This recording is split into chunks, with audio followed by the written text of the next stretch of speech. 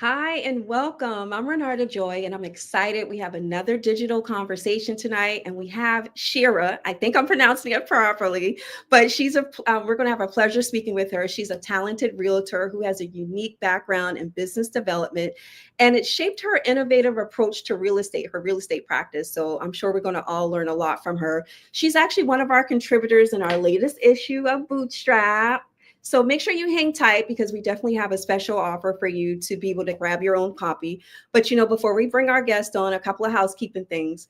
Grab some pen and paper because I know you're going to want to take some notes. And do us a favor. If you have any questions or if you want to add any insights to the conversation, leave it in the comments because we would love to hear from you. So let me ask you this. Have you ever felt like it's too late to change careers, or I'm not sure how to actually foster and forge relationships for lasting connections? Well, this is the conversation for you. So let's bring on Shira so that she can help us through this. So, welcome, Shira. How are you? Renata, Thank you for being here today. thanks for having me. Sure. So let's jump right in. So for me, your background in business development is really unique and special, right?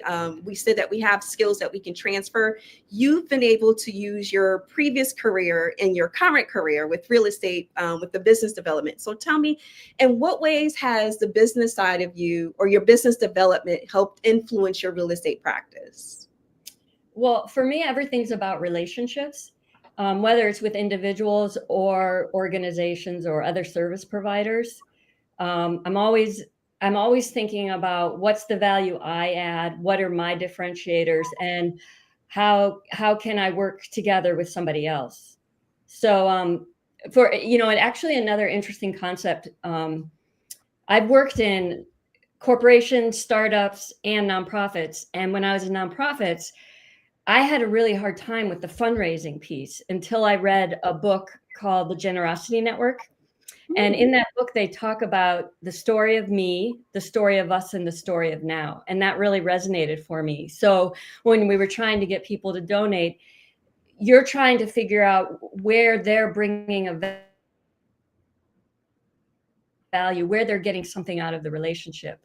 So I can relate that to real estate because recently I have gotten involved with senior real estate, specializing in as one of my specialties in helping seniors. So my story is my parents about 4 years ago went through the really challenging move from their 2,000 plus square foot home to a very small apartment in a senior community. And just the whole process of like, how do I clear up my home? How do I find the next place? And I've never seen my parents so stressed out. And I it wasn't in my area where I'm certified, but I was like, where's the list? How do you do this? Where's the organizations that'll pick up furniture? Where's the people that'll help you find the senior community? And so I came back to Arlington, Virginia, and I said to my broker, "Where's the list?" And there was no list. So I started creating this list of how to help people. But in the process, I was talking to other service providers, the people who can help you organize, can help you clear out your home. And in the process, I ended up becoming part of this group called Planning for Senior Life. So it's a whole network of service providers. So the value proposition is it's now the story of us. We all want to help seniors. The story of now is we're doing it together. And I feel like these kind of partnerships provide a better service. Mhm. And I think that's important because real estate is one of those spaces that there's a lot of people swimming in that space. So you have to kind of do something that separates you. And the fact that you were able to use just a pain point with you dealing with your parents to be able to evolve into that is definitely a great perspective of how you took advantage of it. Yeah, and I think, I mean, it is a really good story, but it was also a very strategic business decision, Hmm. given the market and what's going on. And that seniors, they don't care about the interest rates. They have to move when they have to move. So I felt like things kind of, that kind of came together and was this, kind of thinking about my business development and business background. It was a smart move. And I think part of that also is you were being an effective listener, like listening to your parents objectively and not actually just my parents, but like there's other people that are going to be in my parents' shoes as well that I'm going to want to help. How do I create, a strategic roadmap for others to be able who find themselves in those similar shoes? Absolutely. I mean, when you see anybody you care about going through something hard, you want to make sure that it doesn't happen to somebody else. Yeah. So let me ask you this, because I can tell that you're a great storyteller. So let me see if I can get another story out of you. Could you share a specific instance where building relationships led to an unexpected benefit for one of your clients? Yes, and this story. It's my darkroom story. Um, and this is like, and it's interesting because this is a chance encounter and how it turned into something really beneficial for everyone involved. So I had a client who was clearing out her uncle's townhouse, and he had a dark room in the basement. He actually was, as a side profession, he was actually a pilot, but as a side profession, he was a photographer, and he sold his paintings or his photography to Audubon Society and National Geographic. There were pictures of birds everywhere, but it was this like old school dark room with all this old equipment. And his niece Debbie just was trying to figure out, like, I'm so overwhelmed, I just want to clear this out, renovate it, and sell it. And so I helped her find a contractor, and that was about to start in a few days. And I happened to be walking my dog in the neighborhood, and there was this old school camera on somebody's lawn. And my husband and I were looking at it, and the man who owned the house, he came out and he's like, "I bet you're wondering what that is." And he started talking about his camera and that he teaches historic film processes at Glen Echo, this nonprofit in DC.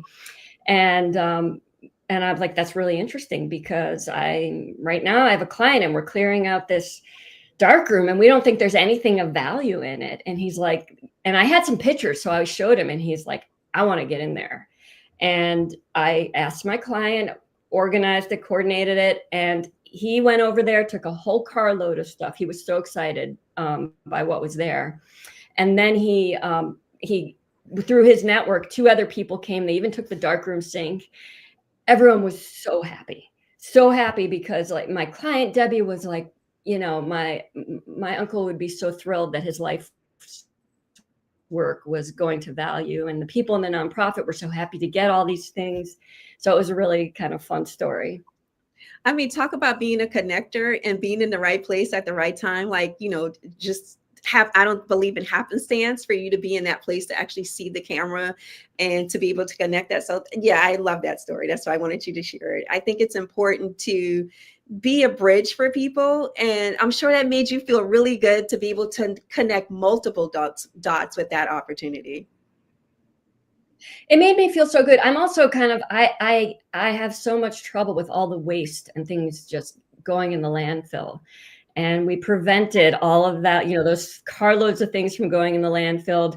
I did a few follow-ups. There were like 14 boxes of books, and they were in good shape.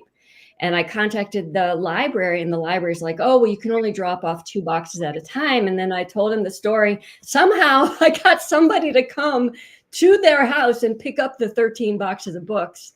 And then the contractor, he was kind of with me, somebody I work with a lot, like, he doesn't like throwing things out. So I literally found out what were the nearest places that accepted all the shelves and furniture and things that they had. And so instead of putting that in the dump, he took it over to the, so it was like, I felt really good about it at the end of the day, because I kept a lot of things out of the landfill. So I didn't know about the shelving part. they had so much. I mean, there were all these shelves. I mean, and it's like, not that people have the time or the energy to figure out what to do with this stuff.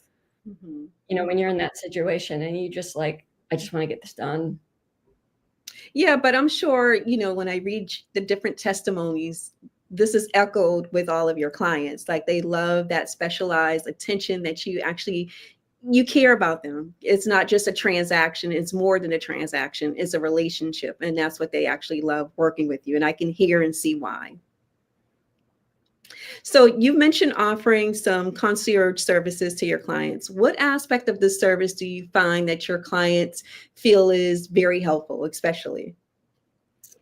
I mean, I think it's just the overall project management and putting the pieces together. Like now that I've joined this group called Planning for Senior Life, if somebody needs something that I can't provide, then I can direct them to somebody, another really good service provider, and that I feel confident in directing them to.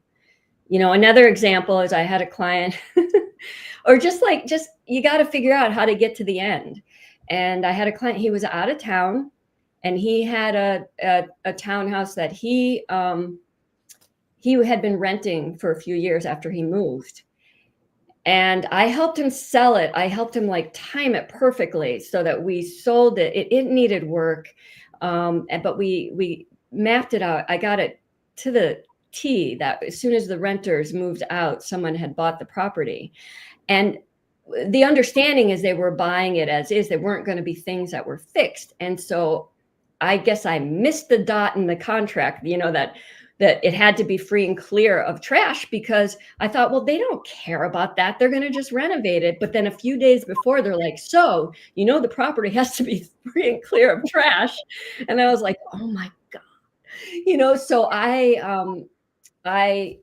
hired my daughter, my 20-year-old daughter, and my husband helped also. And we literally, the three of us, pulled all the trash out of there. We have pictures of us. There was all this stuff in the yard, like bags of things, and like pulling it all out of the house. And yeah, so Let me ask you this. Is the thrill for you definitely rewarding, but is there some sort of thrill you get into solving the problems? Like, I am a problem solver. Let's figure out what I can actually come up with for solutions.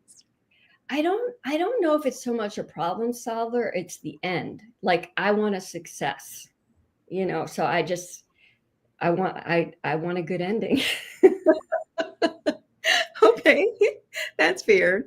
So, without revealing too much detail, can you share a hint about another interesting challenge you kind of encounter while preparing for a property for sale?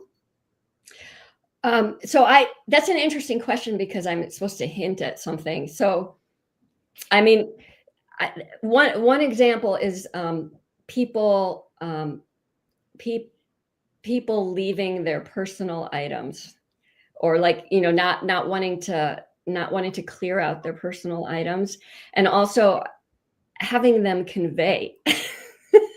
Is that a hint? Do you want to know what that means? I definitely need more. That's like a cliffhanger. Like, I need more. Well, okay. So this one wasn't my listing, but it was a Okay. house I was viewing, and it was a historic home, but it wasn't owned by anybody famous. But in Okay. the home were portraits of the owners, and those conveyed like the people who lived in the house before. Like I don't think anybody wants pictures, you know, portraits of somebody else in their house, you know. And it's a really hard thing when you're getting a house ready for sale and you're trying to explain.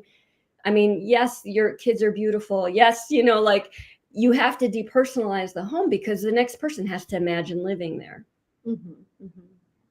And I think I that mean, part is hard. yeah, it's Because really you want hard. to be sensitive, but you also want to make sure that you're putting them in the best position to make it marketable as well.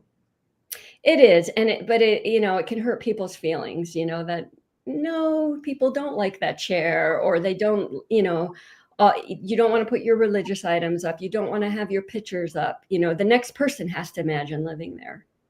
Yeah. And then the other thing is you got to get rid of those adult kids that are still living in the home. I mean, I had an example of I had you know, he was a 28-year-old man, and I'm like, I had to literally like try and get him out of the house for the photographs, and I was like making the bed and like fixing up the room afterwards. Baby cheer. Wow. Yeah, sometimes I think as a realtor, you kind of have to play therapy as well. Like you wear many hats. It's not just here's the paperwork, here's the sign on the yard, on, you know, the lawn. It's more than that, and I don't think people realize what goes into it. Well, it's a very personal, the whole thing is a very personal experience. And, you know, I mean, even when I've helped friends and neighbors, you see sides of people that they don't normally show. And it has to be within the context of what you're doing and confidential, and it's okay, you know, you're going through a divorce, you're moving to a senior community, you're going through a life event, and you get into people's business. Mhm. And like I said, you feel like, you're not a clinical therapist, but you actually feel like you're that listening ear for them. Because a lot of times it's hard for people to separate from their homes. They have memories there, their children have grown up there. So there's a lot of different reasons why people hold on to some of those memories. And it's hard to have a stranger come in here and say, you need to get rid of it. Like, what? So Yeah. I get that. So, having transitioned into real estate later in your career, what are some insights or advice you would give to somebody who's thinking about making a similar move? Well, I think you have to really think about the why. Why are you doing it is number one. Because if you think you're just going to make big money, if it's just about that, first of all, you probably won't in the first year at least, and if not longer. And that can't be the motivating factor for why you're doing it. You have to really think about that. For me, it was about building relationships, about being part of the community. I'm just so into the community that I want to help other people find their community, and that's my logo, find your community. Mhm. I think secondly, as I was indicating, you have to have realistic expectations. I think I probably didn't have realistic expectations the first year. The first year is really hard. Mhm. I mean, there's maybe 1% of the new realtors who hit it big or something. They find the right relationship, or that brings them the referrals or something, but for most of us, it's you gotta really start from scratch, communicating to people. Just because you are good at something else, if you don't have the experience, you're probably not the first person somebody's going to choose. So you have Mhm. to have realistic expectations, and you have to be able to take risks and push yourself out of your comfort zone, but I feel like do it in an authentic way. Mhm. Did you ever have moments that you can reflect on where you wanted to give up in your first year or two doing this, where it was just talking about managing those expectations? Yeah, I still have those moments. Yes, I think, when you don't actually have the real work, and so you're doing all the business development, the relationship building, and some of the tasks that maybe aren't your preferential, the things that people usually doing the real estate work, or not all of it, but some of it. There's something about that you really like. But there's definitely, and it's ups and downs. You will have a lot of business, then you will have nothing, and it's during the nothing that I think is really hard, where you feel like sometimes you want to give up. And let me ask you this, a new realtor, she or he has already changed their career and this is what they've decided, they have their why. Have you experienced working in a group versus working by yourself doing this? And can you kind of talk about the difference and the benefits or the disadvantages? So I have never been on a team, and I actually kind of craved it, especially in the beginning, just because you are so alone, and part of me wants to do that now, but I feel like my brand is pretty strong. So I would love to, someday maybe have a partner or other people I work with. I do, aside from that, or instead of that, maybe I've created a network. I do have a network of other realtors. I mean, there's a whole group of us. We were in this accountability group together, and we literally, if we have an issue, we text and see how we can help each other. So I think it's really important to have the relationships, even if you are not officially on a team. Yeah, thank you for sharing that because I know a lot of people are like, do I have to be on a team? Can I do this by myself? It just depends on a lot of different factors. So thank you for sharing that with us. So thank you so much for stopping by and sharing these insights with us. I definitely walked away with a better sense of what connections, what relationships mean. They can take you a long way and you actually feel good when you do that at the same time. But before we go, I love to ask my guests, a mystery question. So you were giving some categories and you selected fun fact. So she has no idea what this question is going to No idea. I'm scared. be because I can see it in your face. You're going to be fine. So this is really fun. So, what's your go-to comfort food or favorite dish to cook when you want to unwind? See, it wasn't hard. Whoa. I mean, I have to cook? No.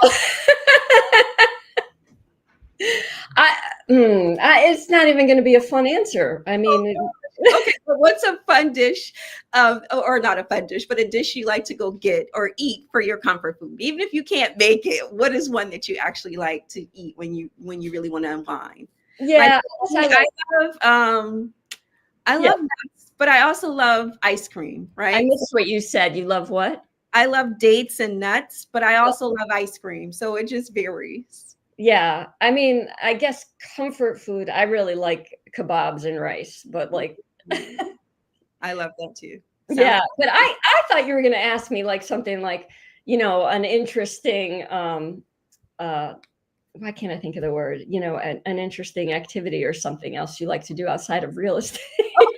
So since you went there, why don't you just tell us what's something interesting you like to do other than I real was estate? prepared to answer that. No. Tell us what is so interesting that you do outside of real estate because you Okay. have such a colorful personality. Okay. So I'm a spin instructor. And this was my middle age, what do you call it? Not crisis. What do you call it? Middle age, Life the middle crisis, age. midlife crisis. Yeah, maybe that's what it was. I don't know. In my mid 40s, this is like over 10 years ago, I became a spin instructor. My husband bought a motorcycle. I became a spin instructor. He Oh no my longer has a motorcycle. He no longer has a motorcycle. I'm still a spin instructor. wow! Wait a minute. At the same time, like wow. Okay. Well, no, he's a little older than me, so his midlife crisis came a little sooner than me. So, yeah, yeah. So, I mean, yeah, and I've actually used it to my real estate benefit. Because I hand out towels with my logo on it and Oh, gym towels, and I've had some free spin events where I'll like advertise it like spinning too hard in the real estate market. Come take a free spin class. well, that's really creative. I'm sure that drums up a lot of activity and engagement. Yeah. So anyway, that's my. So are you doing some spinning stuff for the holiday to get people? Because I know we're going to like have a lot of calories with a lot Yeah. of comfort food that we all will be There eating. you go. Well, the problem is at the gym I currently work at, it's mobbed after I don't think there'll be an opportunity for me to offer a special class right away. So to wait on that, like the members will get priority. But I'm sure they'll have room for you because people will definitely need it. But it sounds delicious, the food, and I'm glad to hear that you had your midlife crisis that actually turned into an ongoing lifestyle for you. So that's good. I love spinning. I didn't at first, but I do. So it's good. Everybody says, yeah, I try to get everyone to spin. I've had my chiropractor. I've had like anyone I meet, like, in all my different people, like once someone from my dentist office came, I'm like, yeah, you got to come. My clients have come, my friends. Yeah. Yeah, wow. Yeah, it's a great unifier. So, yeah, that was interesting. I didn't expect you to talk about that. So you surprised me. I had a mystery for you. You gave me one back. So I that's don't know, kebabs, spinning. I don't know. fine. So, as we mentioned earlier, Bootstrap does have a holiday special. It's a good item for yourself, your client. It's backwards for yourself, clients, Yeah, I or have if one you're too. just looking for aspiring stories. If you're looking for some fresh insights on leadership, on real estate, like what Shira has. I'm looking for her article actually. But it's also if you're looking for traveling, cooking, like there's something in there for everyone. Here she is. Wanted to make sure that I pulled it up. But you can grab yourself a copy by, let's see if we can find the link for it. Here we go. So by going to Bootstrap Mag, we do have a 20% off. So make sure that you grab a copy, like I said, for yourself, your client, or anybody looking for aspiring stories. So Shira, I want to thank you again for bringing your insights. And for those that are interested in getting connected with you, because you can help them with their real estate endeavors or spinning, or maybe teach them how to do the kebabs, you can find her on LinkedIn. That's her platform that you can find her on. She's always there. She engages all the time. Did you want to add anything to that, Shira? I would just say that Renarda puts a really good magazine together. because I've been reading the articles and there are a lot of interesting people and interesting things to learn from it. So I was very impressed when I read the magazine, and just thank you so much for having me. Thank you so much. Listen, I hope that you guys found value in this conversation. Do me a favor, be sure to like, share, and subscribe. Until our next discussion, remember, success is not about, what you accomplish for yourself, but it's what you inspire others around you to do. So have a good night.